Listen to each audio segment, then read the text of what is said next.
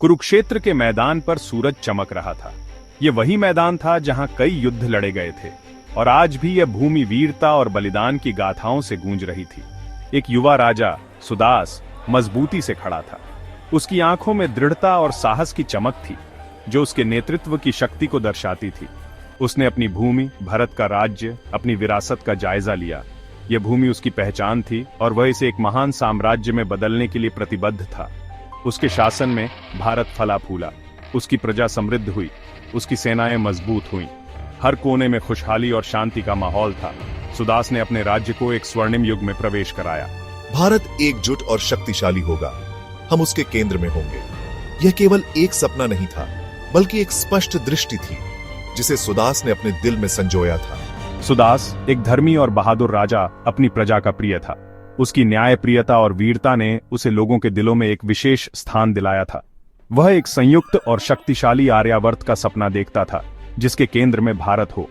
यह सपना केवल उसकी महत्वाकांक्षाओं का प्रतीक नहीं था, बल्कि एक महान भविष्य की ओर संकेत था, जिसके केंद्र में भारत हो। यह भारत केवल एक भौगोलिक क्षेत्र नहीं था, बल्कि एक सांस्कृतिक और आध्यात्मिक केंद्र था, जो पूरे आर्यावर्त को एक सूत्र में बांधता था। सुदास का शासनकाल चुनौतियों से रहित नहीं था। हर महान राजा की तरह उसे भी कई कठिनाइयों का सामना करना पड़ा। पुरु, एक पड़ोसी जनजाति, लगातार खतरा पैदा कर रही थी। उनकी गतिविधियां सुदास के राज्य के लिए एक बड़ी चुनौती बन गई थीं। उनका राजा संवरण, महत्वाकांक्षी और ईर्ष्यालु था। वह सुदास की सफलता से जलता था और उसे नीचा दिखाने के लिए हर संभव प्रयास करता था। उसने भारत के उत्थान को जहरीली ईर्ष्या से देखा। उसकी आंखों में जलन और क्रोध की लपटें थीं, जो उसकी महत्वाकांक्षाओं को और भड़काती थीं। अन्य राजाओं ने भारत के उत्थान को आशंका से देखा। वे सुदास की बढ़ती शक्ति से चिंतित थे और उसे रोकने के लिए षड्यंत्र रचने लगे। उन्होंने सुदास की बढ़ती शक्ति देखी। उसकी शक्ति और प्रभाव ने उन्हें असुरक्षित महसूस कराया। उसका प्रभाव जंगल की आग की तरह फैल गया। उसकी नीतियां और नेतृत्व की क्षमता ने उसे एक महान राजा बना दिया। उसकी महत्वाकांक्षाओं की फुसफुसाहट उनके कानों तक पहुंची, हवा द्वारा लाई गई। ये फुसफुसाहटें उनके दिलों में डर और असुरक्षा का बीज बोने लगी। डर एक जहरीले सांप की तरह उनके दिलों में बसने लगा। यह डर केवल सुदास की शक्ति का नहीं था, बल्कि उसके सपनों और दृष्टि का भी था, जो उन्हें अपने अस्तित्व के लिए खतरा महसूस कराता था। सुदास ने अपने सलाहकारों के साथ मिलकर रणनीतियां बनाई। वह जानता था कि केवल शक्ति ही नहीं, बल्कि बुद्धिमत्ता और रणनीति भी आवश्यक है। उसने अपनी सेनाओं को संगठित किया और उन्हें युद्ध के लिए तैयार किया। उसकी नेतृत्व क्षमता ने उसकी सेनाओं को अजेय बना दिया। युद्ध के मैदान में सुदास ने अपनी वीरता का प्रदर्शन किया। उसकी तलवार की चमक और उसकी युद्ध कला ने दुश्मनों के दिलों में खौफ पैदा कर दिया। अंततः सुदास ने विजय प्राप्त की। उसकी जीत ने उसे और भी महान बना दिया। उसकी प्रजा ने उसे एक नायक के रूप में सम्मानित किया। सुदास ने अपने लोगों को संबोधित किया और उन्हें एकजुटता और शक्ति का संदेश दिया। उसने उन्हें एक महान भविष्य का सपना दिखाया, जिसमें भारत एक शक्तिशाली और समृद्ध राष्ट्र होगा। उसके नेतृत्व में भारत ने एक नई ऊंचाई को छुआ। उसकी प्रजा खुशहाल और समृद्ध थी। उसकी नीतियों ने राज्य को एक स्वर्णिम युग में प्रवेश कराया। सुदास की विरासत ने आने वाली पीढ़ियों को प्रेरित किया। उसकी कहानी ने उन्हें साहस, न्याय और एकता का पाठ पढ़ाया। भारत का उत्थान उसकी दृष्टि और नेतृत्व का परिणाम था। सूरज धीरे धीरे अस्त हो रहा था और उसके साथ ही सुदास की कहानी भी समाप्त हो रही थी। लेकिन उसकी विरासत हमेशा जीवित रहेगी, एक प्रेरणा के रूप में, एक महान राजा के रूप में, जिसने भारत को एकजुट और शक्तिशाली बनाया। यादव जनजाति के शासक राजा भेद ने असुरक्षा का दंश महसूस किया। उसने सुदास को एक खतरे के रूप में देखा। उसके असंतोष की फुसफुसाहट को उपजाऊ जमीन मिली। भय और ईर्ष्या से प्रेरित होकर एक गठबंधन बनने लगा। सुदास के उत्थान को रोकना होगा। हम उसकी शक्ति को खुद पर हावी नहीं होने दे सकते। इस गठबंधन की खबर सुदास तक पहुंची। वह दुखी था, लेकिन डरा हुआ नहीं था। वह अनियंत्रित महत्वाकांक्षा के खतरों को जानता था। उसने अपनी सेनाओं को तैयार किया। उसका दिल भारी था। ऐसा लग रहा था युद्ध अवश्यंभावी था। डर के झंडे तले 10 राजा सुदास के खिलाफ एकजुट हुए। यह एक ऐसा समय था जब भय और लालच ने इन राजाओं को एक साथ लाया था। वे जानते थे कि अकेले वे सुदास का सामना नहीं कर सकते, लेकिन एकजुट होकर वे उसे हरा सकते थे। भेद, जो इस सब का सूत्रधार था, को अनु, द्रुह्यु, तुर्वसु और अन्य में सहयोगी मिले। भेद ने अपनी चतुराई और कूटनीति से इन राजाओं को एकजुट किया। उसने उन्हें यह विश्वास दिलाया कि सुदास को हराने के बाद वे सभी उसकी शक्ति और संपत्ति को आपस में बांट सकते हैं। यहां तक कि दूर के परशु भी उनके साथ शामिल हो गए। यह गठबंधन केवल स्थानीय राजाओं तक सीमित नहीं था। दूर दूर के कबीले और योद्धा भी इस महायुद्ध में शामिल हो गए थे। वे सभी एक ही उद्देश्य के लिए एकत्रित हुए थे, सुदास को हराना। उनकी सेनाएं विशाल और विविध थीं। हर राजा ने अपनी सबसे बेहतरीन सेना भेजी थी। पैदल सैनिक, घुड़सवार, रथ और हाथी सभी इस महायुद्ध के लिए तैयार थे। यह एक ऐसा दृश्य था जिसे देखकर किसी की भी रूह कांप जाए। रथ गरजे, हाथियों ने चिंगाड़ लगाई। युद्ध की तैयारी में हर कोई अपने अपने हथियारों को तेज कर रहा था। रथों की गर्जना और हाथियों की चिंगाड़ ने युद्ध के मैदान को गूंजा दिया था। धरती उनके कूच के भार तले कांप उठी। जैसे जैसे ये सेनाएं आगे बढ़ीं, धरती हिलने लगी। यह एक ऐसा दृश्य था जिसे देखकर किसी की भी हिम्मत टूट सकती थी। हम सुदास को कुचल देंगे और उसके राज्य को आपस में बांट लेंगे। उसकी शक्ति हमारी होगी। ये शब्द उन राजाओं के थे जो सुदास के खिलाफ षड्यंत्र रच रहे थे। उनकी आंखों में एक अजीब सी चमक थी, जैसे वे पहले ही जीत का स्वाद छक चुके हों।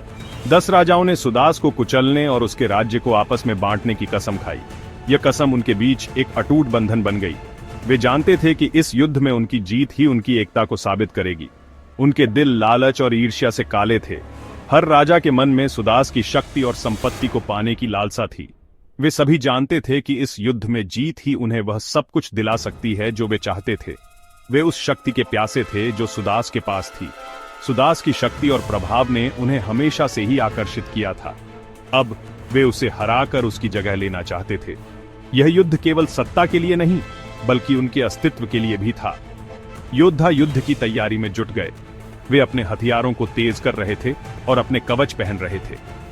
हर कोई जानता था कि यह युद्ध उनके जीवन का सबसे बड़ा युद्ध होगा। राजा अपने सैनिकों को प्रेरित कर रहे थे। वे उन्हें बता रहे थे कि यह युद्ध उनके लिए कितना महत्वपूर्ण है।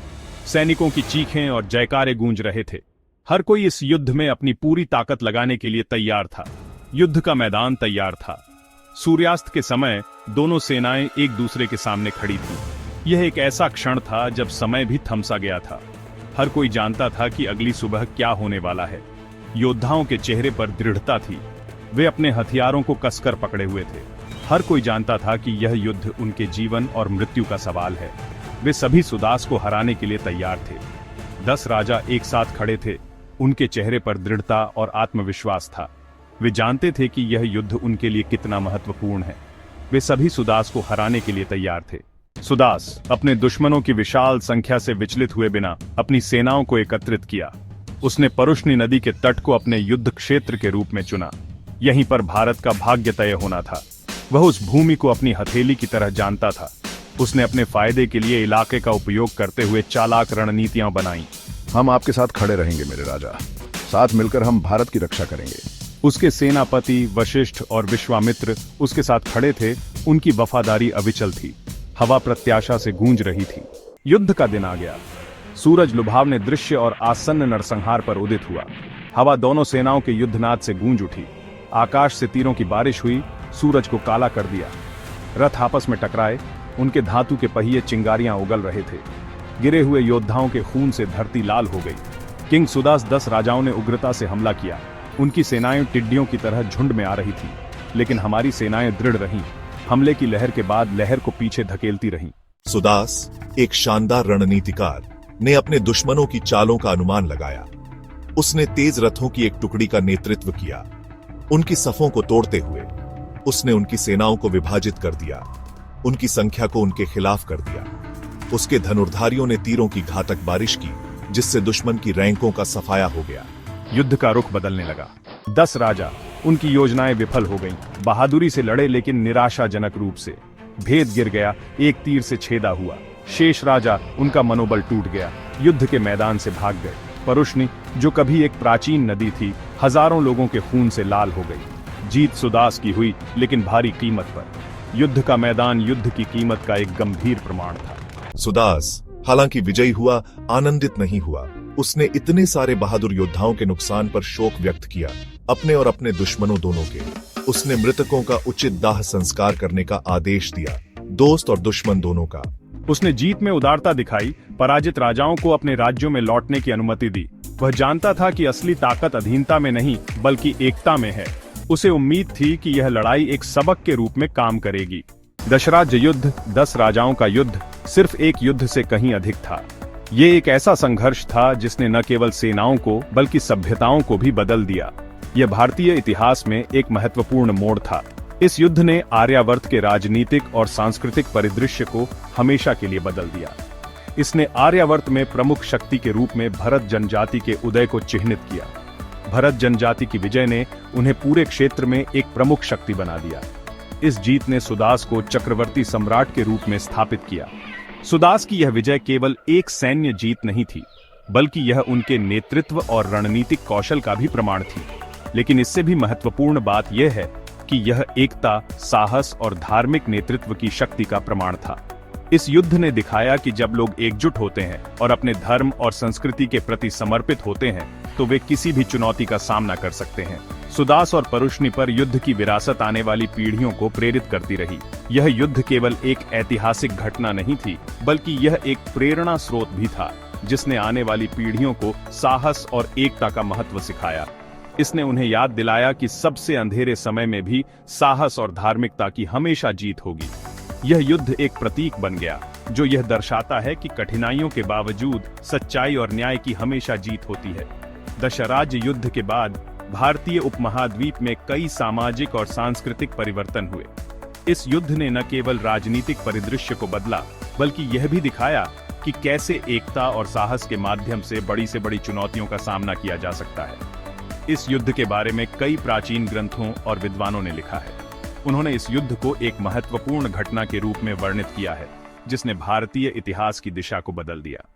दशराज्य युद्ध के बाद धार्मिक और सांस्कृतिक गतिविधियों में भी वृद्धि हुई। इस युद्ध ने लोगों को यह सिखाया कि धर्म और संस्कृति के प्रति समर्पण ही सच्ची शक्ति है। इस युद्ध की विरासत आज भी जीवित है। यह हमें याद दिलाता है कि जब हम एकजुट होते हैं और अपने मूल्यों के प्रति सच्चे रहते हैं, तो हम किसी भी चुनौती का सामना कर सकते हैं। दशराज्य युद्ध की कहानी आज भी भारतीय संस्कृति और इतिहास का एक महत्वपूर्ण हिस्सा है। यह हमें हमारे अतीत की याद दिलाती है और हमें प्रेरित करती है कि हम अपने भविष्य को बेहतर बनाने के लिए एकजुट होकर काम करें। इस युद्ध की विरासत हमें यह सिखाती है कि हर अंत एक नई शुरुआत का संकेत होता है। दशराज्य युद्ध ने भारतीय इतिहास में एक नया अध्याय लिखा, जो आज भी हमें प्रेरित करता है।